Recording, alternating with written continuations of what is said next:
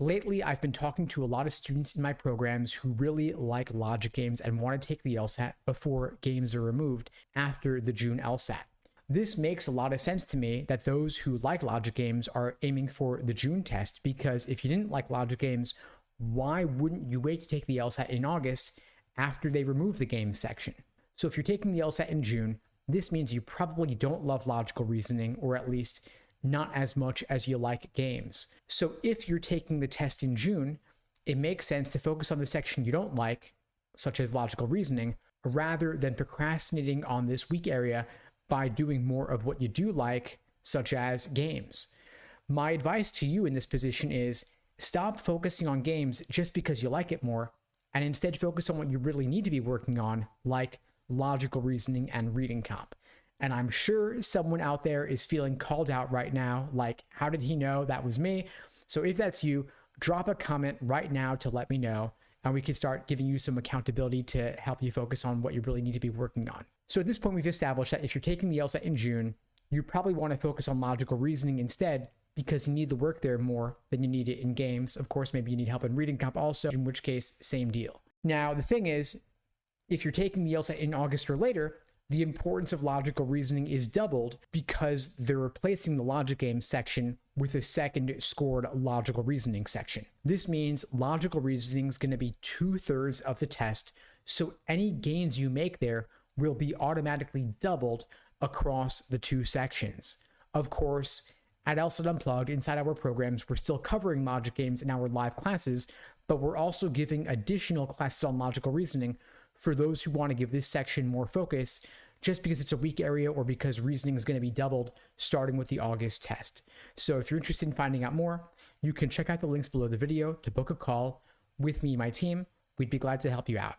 Now, I'm going to share with you 3 quick wins for logical reasoning you can implement right away. First is necessary assumption versus sufficient assumption questions. A lot of students are not clear on the distinction between the two, when in reality they are radically different question types. The confusion here is so bad that I've even seen some prep companies that lump them together under the catch-all category of assumption questions. This is, of course, a huge mistake because they are asking for very different things.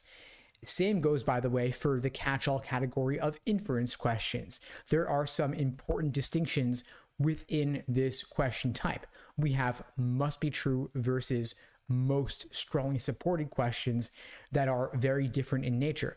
Must be true is 100% required by the stimulus, whereas most strongly supported is roughly, I would say, 90 to 95% supported by the stimulus, but there's still a little bit of wiggle room there. So you want to be really clear on the difference between these two types. Again, students confuse the two. If you can get crystal clear on them, you can likely get a few raw score points pretty easily, which could translate into 5 points or more in your LSAT score converted out of 180. Another big mistake I see students make that could be a quick win if you get this concept down is that for weakened questions, weakening an argument does not mean destroying the argument. Weakening the reasoning, weakening the argument just means making the conclusion a little bit less likely given the evidence. But our standard here is not so high as to suggest that we need to make the conclusion impossible. We're just making it relatively less likely. So if we were to say, for example, that studying for the LSAT is typically associated with a higher score, we could, of course, find exceptions to that rule, but it would not negate the correlation. Now, when you're studying logical reasoning, you want to make sure you master the most common question types before working on the ones that hardly ever show up. Of course, in our courses, we cover all 15+ logical reasoning question types, along with the most important methods of reasoning, because it's not always about question types. Now, if you're scoring below 160, you want to focus on the most common types like necessary assumption, inference, and flaw. These show up most consistently. You want to master these before getting into the rare types like evaluate the argument and parallel that show up significantly less often. However, if you're scoring 160 or above, it's time for you to take your prep to the next level and start thinking about methods of reasoning.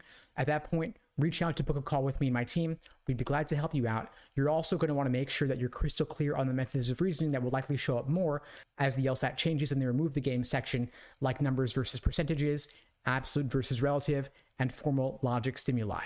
If you'd like my help with those, again, you can check out the links below. We'd be glad to help. And in the meantime, I'll wish you all the best and take care.